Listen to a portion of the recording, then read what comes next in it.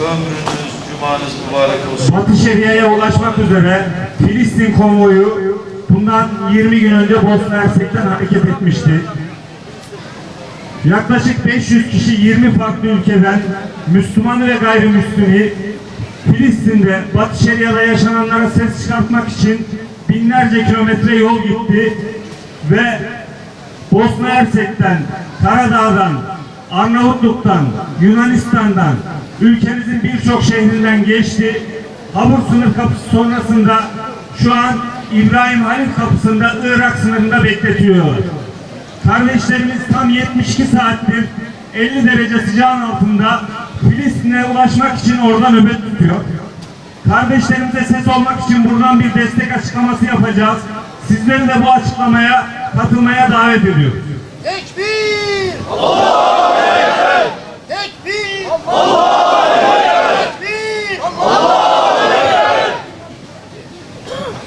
Kardeşler, 7 Ekim Aksa tufanı sonrasında Gazze'de Siyonistlere, emperyalistlere ve onları destekleyen tüm müstekbirlere karşı şanlı bir direniş başladı.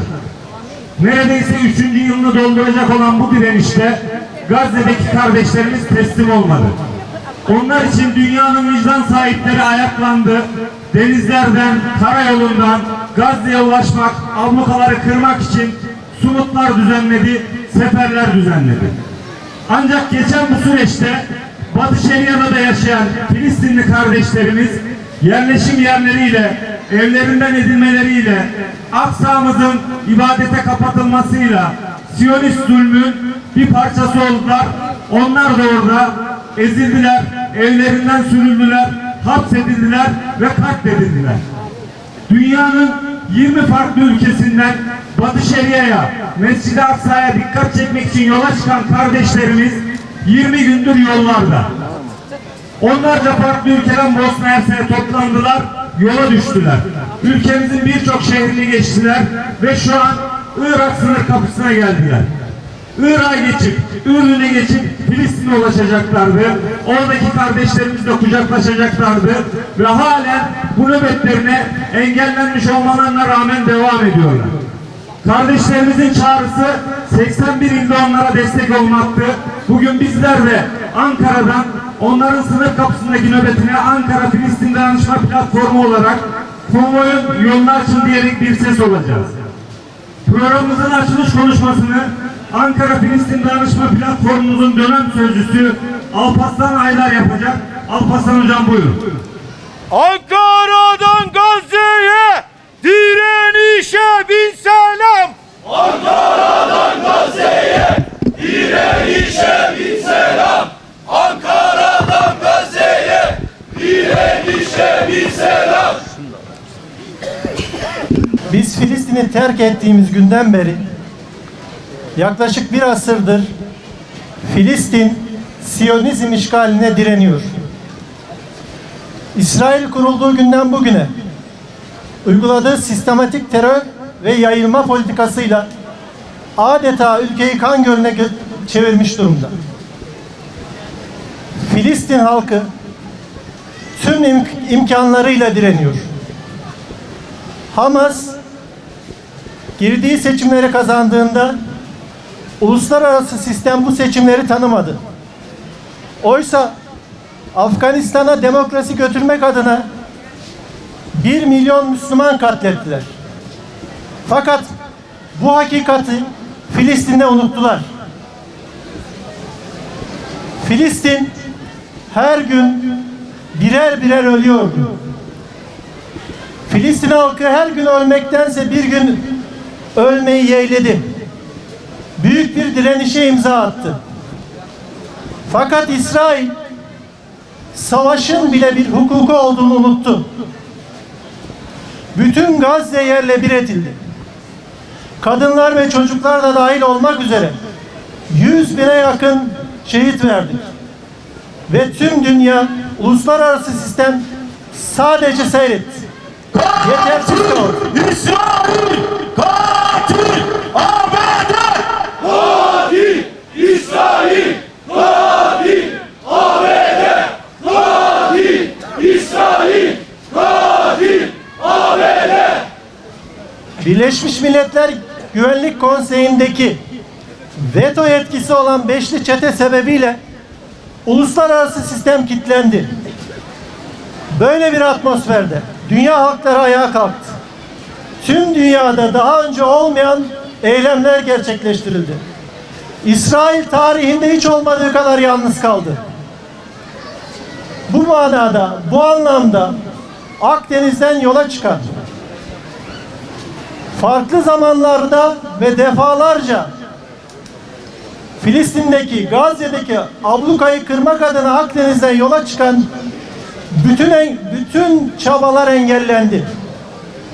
Tüm bunların sorumlusu İsrail'di.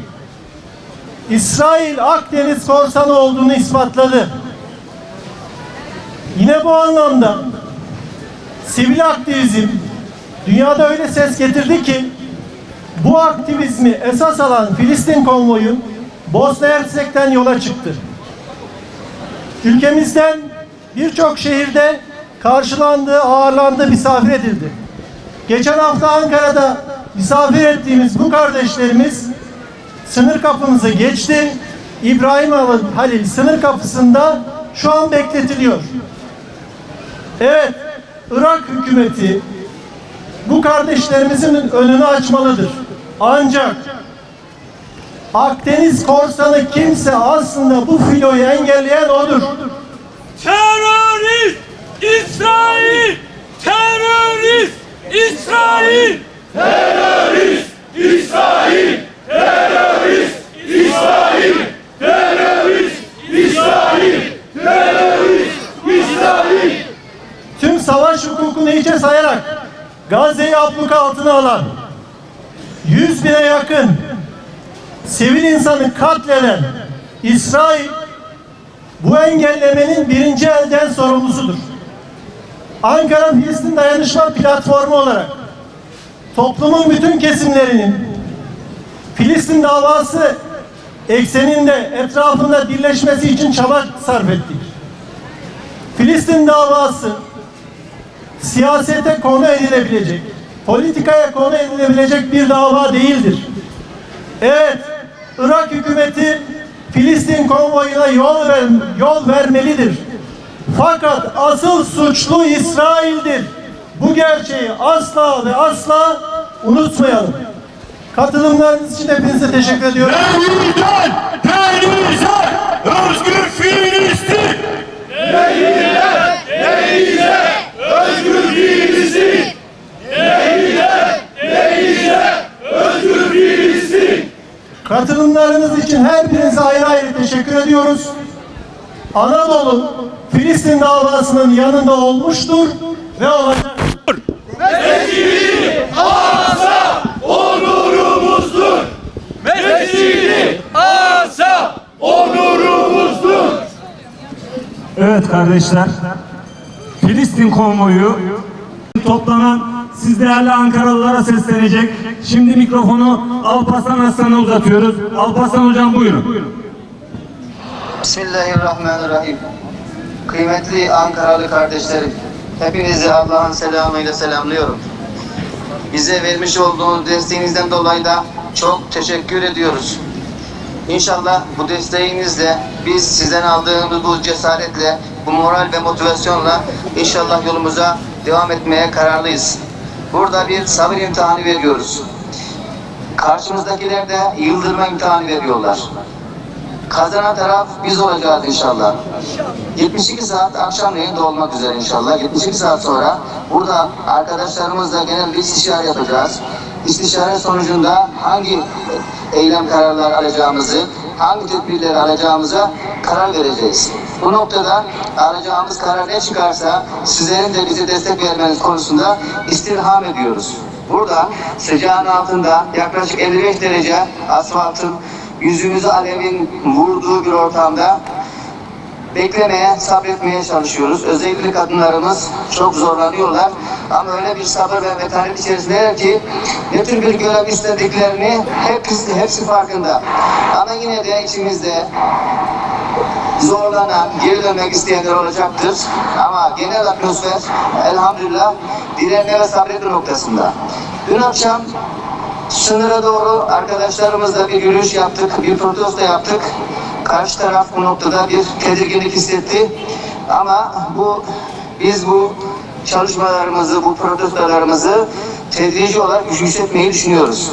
Akşamdan itibaren ne tür bir yükseltme, ne tür bir tedricilik yapacağımızla alakalı karar vereceğiz. Öncelikli olarak bizim bir barış unsuru olduğumuzu ve barış tarafı, barış yanlısı olarak yola devam etmemiz gerektiği ile alakalı aktivizmi en iyi şekilde uygulayan kişiler olarak biz bu yolculuğa devam etmek istiyoruz.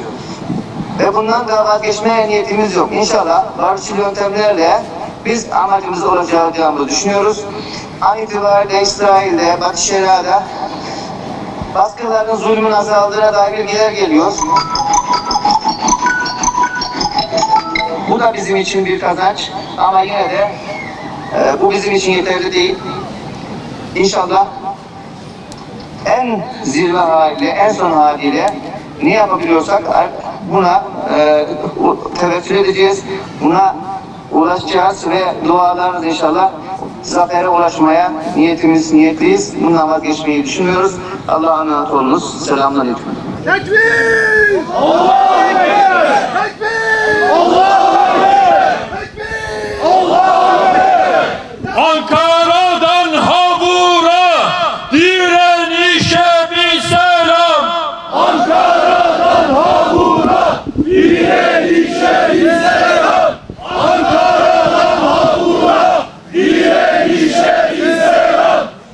Direniş Filistin'e özgürlük. Küresel direniş Filistin'e özgürlük. Küresel direniş Filistin'e özgürlük. Evet kardeşler, sınırda kardeşlerimiz azimle, kararlılıkla geri adım atmadan Irak makamlarının onları ülkelerinden geçirip rotalarına devam ederek Filistin'e ulaşma hedefinde yolculuklarına devam ediyorlar. Zorlu, uzun, içinde hastaların ve yaşlıların da olduğu ama dünyanın vicdan sahibi insanların Filistin'e ulaşmaktaki azminde geri adım atmadığı bu yolculukta bizler de buradan onları selamlıyoruz ve 81 ilde onlara destek çağrısına Ankara'dan bir basın açıklamasıyla karşılık vereceğiz inşallah. Şimdi Ankara Filistin Dayanışma Platformu'nun açıklamasını icra etmek üzere platformumuzun istişare kurulu üyesi Ramazan Tunç kardeşimi mikrofona davet ediyorum. Ailelerden biri Irak'tan niye geçirmiyorlar dedi. Bizler gemilerle Filistin'e ulaşmaya çalıştığımızda gemiler nerede engelleniyorsa Siyonizmin sınırları orada başlıyor demiştik. Bu konvoy Bosna'dan geçti, bu konvoy Karadağ'dan geçti, bu konvoy Yunanistan'dan geçti, Türkiye'den geçti, Arnavutluk'tan geçti. Irak sınırında durdu. Siyonizmin eli Irak sınırına ulaşıyor demektir.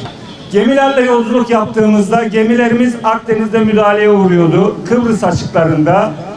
Kıbrıs açıkları Siyonizmin işgali altındaydı. Bunu dünyaya göstermiş olduk. Filoyu büyütüp gemileri tekrar yola çıkarttığımızda sayımız fazla olduğu için gemilere Yunanistan'da müdahale ettiler. Gazze'ye 1200 kilometre uzakta gemileri durdurdular ve orada İsrailliler hapishanelerine katılımcıları aldı. Siyonizm belasının dünyaya nedenli yayılmış olduğunu bu tür aktivizm hareketleri gösteriyor.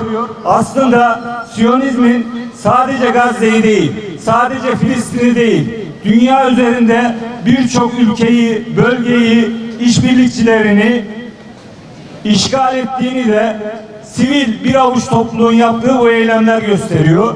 Irak'ta durdurmalarının en temel sebeplerinden biri bu. Ama bizler tepkimizi yükselttiğimizde o kapılar açılacak ve bizler Mescid-i Aksa'ya, Gazze'ye, Filistin'e ulaşacağız inşallah. Ramazan hocam buyurun. Buyur abi, devam et. 20 farklı ülkeden, farklı inanç, dil ve dinden 500'e yakın katılımcının yer aldığı Filistin konvoyu girişimi, Bosna Hersek'in Srebrenica kentinden yola çıkarak Karadağ, Arnavutluk, Yunanistan ve Türkiye üzerinden geçip Habur sınır kapısından çıkış yapmıştır. Ancak Irak'a girişte İbrahim Halil sınır kapısında bekletilmekte ve geçişine izin verilmemektedir. Habura, Aksa'ya, direnene bin selam. Habura, Aksa'ya, direnene bin selam. Habura, Aksa'ya, direnene bin selam. Batı Şeria Gazze olmasın diyerek yola çıkan Filistin konvoyu, Filistin'in özgürlüğü, işgalin sona ermesi, Gazze'de yaşanan katliam ve soykırımın durdurulması ve insani yardımların bir an önce Filistin halkına ulaştırılması amacıyla sivil aktivizmi esas alan barışçıl bir organizasyondur. Uluslararası kurumların sorunun çözümünde yetersiz kaldığı, Filistin'de yaşanan trajedinin sessiz soykırıma dönüştüğü bu atmosferde barışçıl, sivil, siyasi tartışmalardan uzak ve çözüme odaklı bir söylemle Filistin'de yaşanan zulme karşı vicdanın, dayanışmanın ve insani mesuliyetin sesi olmak için yola çıkan Filistin konvoyunu selamlıyoruz. Aynı barışçıl amaç ve yöntemlerle daha önce birçok kez yola çıkan aktivistleri uluslararası sularda engelleyen Akdeniz korsanı İsrail'in bu engellemelerin de ilk elden sorumlusu olduğu açıktır. Şiddetten uzak, sivil aktivizmi esas alan Filistin konvoyunun İsrail'in istihbarat raporlarında öncelikli tehdit kapsamına alınması, sabotaj, manipülasyon ve saldırı ve tehditlerin ve engellemelerin asıl adresini ortaya koyduğu kuşku götürmez bir gerçektir. Uluslararası hukukta suç kabul edilen ne varsa hemen hiçbirisini boş geçmeden gerçekleştiren İsrail işgal rejimi bu topraklardaki tüm hukuksuzlukların ve en önemli aktörü haline geldiğini bir kez daha ilan ediyoruz. Talep edilen şey bir imtiyaz değildir. Talep edilen şey sivil ve barışçıl bir girişimin hukuk içerisinde insanlık adına yoluna devam edebilmesidir. Filistin konvoyunun karşılaştığı sorunun çözümü için Dışişleri Bakanlığı başta olmak üzere ilgili tüm kurum ve makamların süreci hassasiyetle takip ettiğine inanıyor, konvoyun önündeki engellerin kaldırılması adına daha aktif bir süreç takibinin gerekli olduğunu hatırlatıyoruz. Irak makamlarının bu çağrıya insanlık adına sessiz kalmayacağını umuyoruz. Ürdün makamlarının bu çağrıya insanlık adına sessiz kalmayacağını umuyoruz. Filistin konvoyunun Irak ya da Ürdün sınır kapısında problem yaşaması değil, aksine destek olunmasını bekliyoruz. Konvoya yol aç, Filistin'e özgürlük. Konvoya yol aç, Filistin'e özgürlük.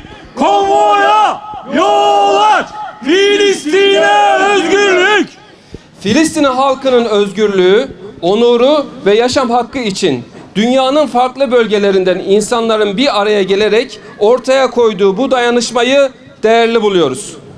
Filistin halkının yalnız olmadığını bir kez daha ilan ediyoruz. Filistin konvoyunun yolu açılmalı, yolculuğu güvence altına alınmalı ve insani dayanışmanın önündeki tüm engeller kaldırılmalı ve konvoyun geçişine izin verilmelidir. Ankara Filistin Dayanışma Platformu adına. Tekbir! Allahu Ekber! Tekbir! Allahu Ekber! Tekbir! Allahu Ekber! Mescid-i Aksa onurumuzdur! Mescid-i Aksa onurumuzdur! Mescid-i Aksa onurumuzdur! Küresel direniş! Filistin'e özgürlük! Küresel direniş! Filistin'e özgürlük! Küresel direniş! Filistin'e özgürlük! Sınırları aş! Aksa'ya ulaş! Sınırları aş! Aksa'ya ulaş! Sınırları aş! Aksa'ya ulaş! Nehirden denize özgür Filistin! Nehirden denize özgür Filistin! Nehirden denize özgür Filistin! Kıymetli Ankaralılar, kardeşlerimiz İbrahim Halil kapısında sıcakta güneşin altında 72 saat beklediler. Sizler de onların oradaki ribatına, onların çağrısıyla burada aynı sıcakta onlara destek olmak adına, Filistin'in yanında olduğunuzu göstermek adına bir ribat gösterdiniz. Hepinizden Allah razı olsun. Filistin konvoyunun salimen Aksa'ya ulaşması, Batı Şeria'daki kardeşlerimizle kucaklaşması için bizler onların taleplerini buradan yerine getirmeye devam edeceğiz. Süreci Ankara Filistin Dayanışma Platformu Ampilap'ın sosyal medya hesaplarından ve Filistin konvoyun sosyal medya hesaplarından takip edip onların oradan anlık taleplerine sizler de en azından sosyal medyalarınızdan yetkililere, hükümetlere, Irak'a, Ürdün'e, ülkemizin yetkililerine, birçok vatandaşı Türk olan bu konvoyun sağlıklı bir şekilde Batı Şeria'ya ulaşması, başlarına herhangi bir kötü muamele ve durum gelmemesi için destek olmaya devam etmenizi talep ediyoruz. Katkınız için tekrardan hepinize teşekkür ediyoruz. Allah razı olsun.